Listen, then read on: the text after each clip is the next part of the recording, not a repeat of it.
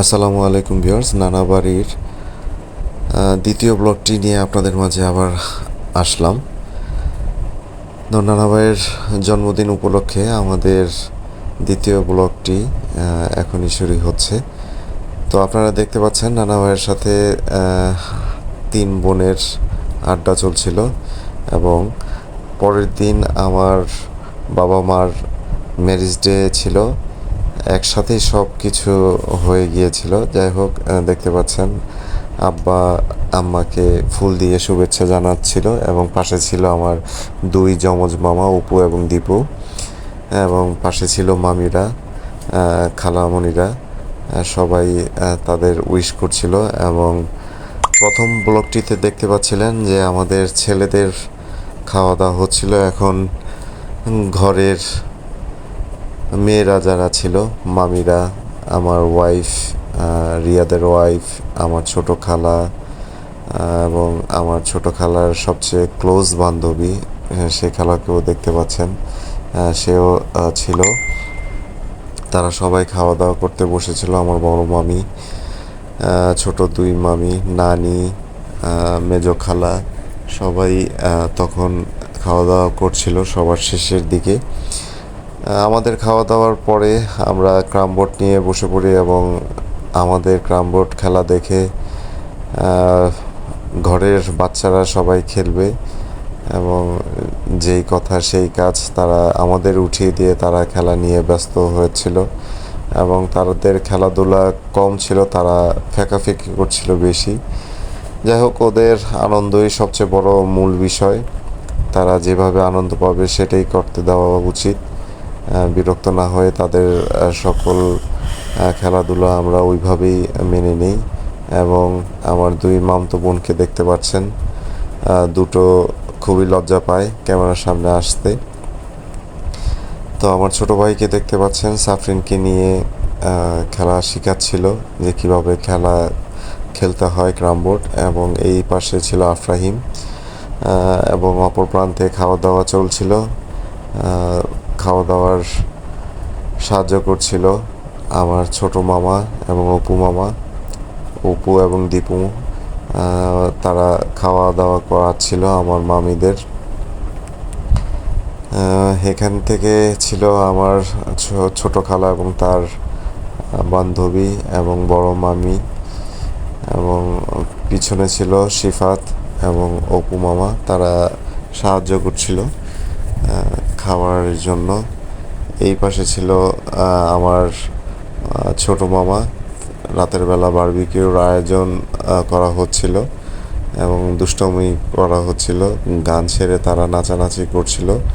এবং আপনারা দেখতে পাচ্ছেন আমরা এখানে বারবিকিউর আয়োজন শুরু করে দিই।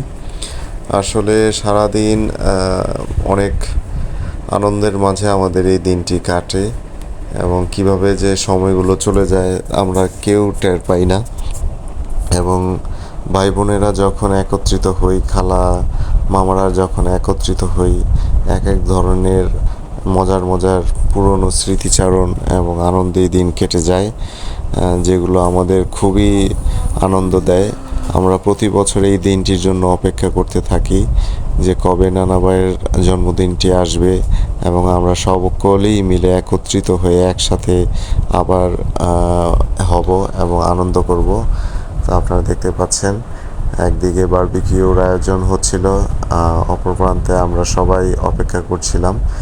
তো বারবিকিউর দায়িত্ব দেওয়া হয়েছিল শিফাতকে এবং অপু এবং দীপু মামাকে এবং রকিকে। ওরা এই জিনিসগুলো খুব ভালো পারে এবং আমরা সবাই দাঁড়িয়ে সেগুলো দেখছিলাম। গান বাজনা চলছিল সেগুলো। তো আপনারা দেখতে পাচ্ছেন আরেকটি পাশে আমাদের এই বারবিকিউর আয়োজন হচ্ছিল, আরেক পাশে প্রায় শেষের দিকে হয়ে গিয়েছিল। কিভাবে কয়লায় আগুন ধরানো হচ্ছে সেগুলো দেখতে পাচ্ছেন। এটির দায়িত্ব দেওয়া হয় রকিকে এবং দীপু মামাকে। তো মানুষ সংখ্যা বেশি, যার কারণে দুটো চুলোর প্রয়োজন হয়। আর দুটো চুলোতে মোটামুটি ভাগ করে বারবিকিউ তৈরি করা হবে। তো আপনারা দেখতে পাচ্ছেন আমরা সবাই ওয়েট করছি কখন কয়লাগুলো ধরবে এবং সাথে সাথে আমরা বারবিকিউর প্রসেসে চলে যাব। তো দেখতে পাচ্ছেন রাতের বেলা আবার চা নিয়ে হাজির ভাবনা। আমরা চা খাওয়ার সাথে সাথে এখানে কয়লা ধরানোর কাজ চলছিল এবং ঘরের মধ্যে নানান ধরনের আয়োজন হচ্ছিল নানার জন্মদিন উপলক্ষে। আপনারা দেখতে পাচ্ছেন নানিকে নেওয়া হচ্ছিল, নানিকে বলা হচ্ছিল তুমি নানার সাথে বসো, কিন্তু নানি লজ্জা পাচ্ছিল এবং আমরা সবাই এই মুহূর্তটির সময়ের জন্য অপেক্ষা করছিলাম। নানা ভাই সকল বাচ্চাদের নিয়ে বসেছে, সে কেক কাটবে। নানার বয়স আনুমানিক ওইভাবে সকলের জানা নেই, তবে আনুমানিক আমরা একটা ধারণা নিয়ে এই জন্মদিনটি পালন করি। তবে নানা ভাইয়ের জন্ম তারিখটি সঠিক রয়েছে, এটি বড় আম্মার কাছ থেকে জানা হয়েছে। দিনক্ষণ সেগুলো সে বলে গিয়েছিল। যাই হোক, এখন জন্মদিনের কেকটি কাটা হচ্ছে। কেক কাটার জন্য বাচ্চারা খুব আগ্রহ বসেছিল। তো নানা ভাইও খুব আনন্দ করে এই দিনটিতে, সব কিছু ভুলে গিয়ে সে এই দিনগুলো খুব উপভোগ করে, সেও খুব মজা পায়। এই দিনটির জন্য নানা ভাই আগ্রহে বসে থাকে, সকলকে নিয়ে সে এই কেক কাটে এবং কেউ যদি অনুপস্থিত থাকে সে তাকে নানা ভাই নিজের দায়িত্বে ফোন দেয়। আমাকে আসার জন্য নানা ভাই অলরেডি 2বার ফোন দেওয়া হয়েছিল। তো নানা ভাই মনে করেছিল আমি আসবো না, কারণ অফিসিয়াল ডে হয়ে যায়, যার কারণে আমারও একটু কষ্ট হয়ে যায়। যাই হোক, আমি সবসময় চেষ্টা করি নানা ভাইয়ের কাছে সময় দেওয়ার, এবং শুধু নানা ভাই না, আমি চেষ্টা করি মামাদের এবং খালাদের প্রতিটি ব্যক্তির কাছে আমি ছুটি পেলে চলে যাই। তো বন্ধন আসলে সবার সাথে এরকমই হওয়া উচিত।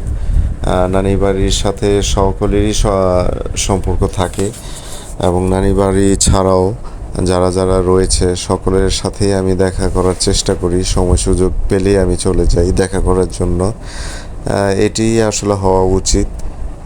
সব কিছুর উপরে থাকে হচ্ছে সম্পর্ক। যোগাযোগ না থাকলে আসলে সম্পর্কগুলো ধীরে ধীরে শেষ হতে থাকে।